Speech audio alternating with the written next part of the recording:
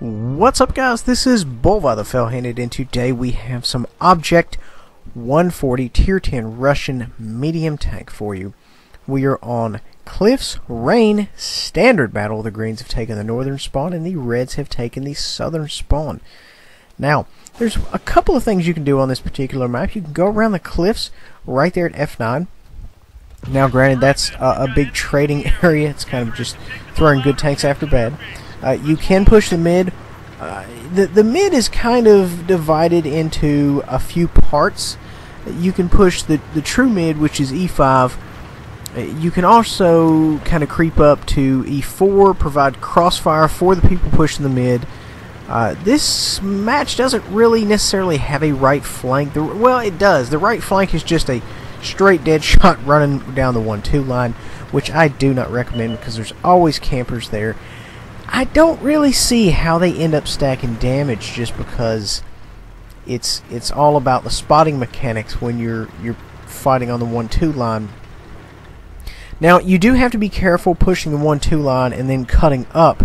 As you can see, we had a gentleman right there attempt that, and he is engaged currently. It's not going well for him. It didn't go well for him. Let me go ahead and rephrase.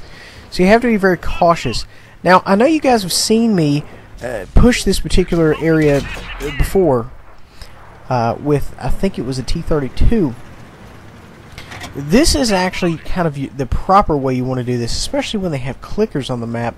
Now, the top of this hill up here is a very, very good place. The lighthouse, granted, you have to be able to make it work. You have to have the gun depression. You have to have people spotting for you.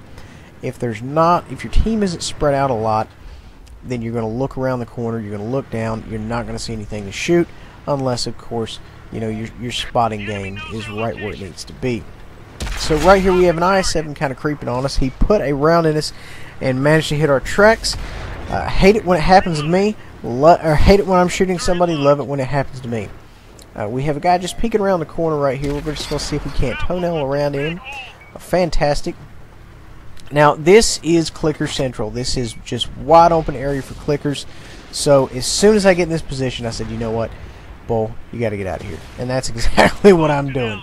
That's kind of why I'm running over here to kind of isolate this IS-7, because I truly believe I can tango with him. Now, his pike nose there was flattened out towards me, so I really thought I could penetrate his pike nose. It didn't actually happen for me. Shot that one. Tried to go for the bottom of the lower plate there. That didn't happen for me either. It deviated to the top. I am getting punished from the rear end. No pun intended.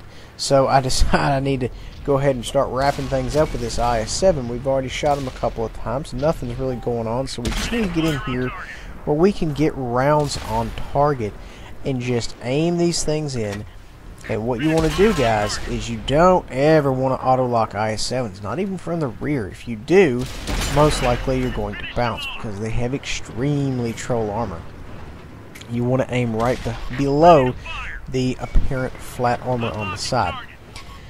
If you're curious what that is, I highly recommend to check out my IS-7 weak spot video. Now, the guys pushing the mid here, or not necessarily in the mid, but trying to push up this hill, we're just essentially punishing them. That was a couple of auto-lock shots right there, no biggie. We are still in just very good touching range of the clicker. You always, always, always have to be aware of that. If you're being focused by the clicker, then you know you need to tuck in, get what shots you can. It may be a bad game for you. T-57 rolling up, put a round in him. He is not very concerned with us. He's concerned with somebody down there. We're going to go ahead and put another round in him. If the clicker was smart, he'd be scoping me right now. We're going to go ahead and finish him off. Took a round there. It's almost like I knew it was going to happen. Make an auto-lock shot right there. And guys, speaking of auto-lock, if you've got something you know pretty much know is going to penetrate, the Object 140 is just an absolute railgun. Love, love, love the gun on this thing. Now, as you can see, the clicker just missed me. I tend to have a sixth sense. When I am actively trying to evade, I tend to have a sixth sense. For some reason, I thought that grill was going to keep backing up and I could, you know, lead him right into my shot. It just didn't work out for me, but that's fine. Now, I am backing out of here. I am still very aware the clicker has eyes on me. I'm not crazy about it, so I'm just kind of repositioning here just to kind of get a better idea. Went ahead and used a kit, got everything up and running. Right now, you know, the teams, we're still in the lead, but, you know, that could change in a small map like this at any moment if somebody makes the wrong move. You can see, obviously, where my head is at right here. My head is like, hey, you know what, let's find this clicker, let's make him pay. Which is, you know, what I'm kind of thinking right here. And it's not necessarily for the amount of damage he put down, but for the amount he tried. Now, you know, luckily I was not focused the entire game from this gentleman, and that's perfect. Now, this would be a really good time. Just jump on the cat, get everybody's attention, because, you know, the grill's up there, he's not moving. I just took a Hail Mary shot on where I thought he would be, and it managed to connect. You cannot beat that. RNG walk hand in hand with me. So, you know, we made an excellent shot there, top of the lighthouse. I'm still pretty amazed at it. I get 6 cents right here, and I immediately say to myself, you know what, we got to take cover big time, because we know he's up there, we know what he's doing, we know he's got eyes on us. Let's go ahead and take cover, and then the round just zings by me. You know, but currently, you know, we don't exactly know what else is up there. I am getting spotted target hits, so they killed the other gentleman, but we've got 2 TDs, and I would imagine they're both up there. As you can see, that round just arced by. The luck of the devil, ladies and gentlemen. Moving on. So I don't really want to peek out, because I know if I do, it could be me going back to the garage early.